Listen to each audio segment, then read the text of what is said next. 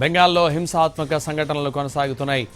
దుండగుల కాల్పుల్లో సువేందు అధికారి పిఏ చంద్రనాథ్ రథ్పై చనిపోయారు. మధ్యగ్రామ్లో చంద్రనాథ్ రథ్పై 4 రౌండ్ల కాల్పులకు తెగబడ్డారు దుండగులు. దీంతో అతను ఘటనా స్థలంలోనే చనిపోయాడు.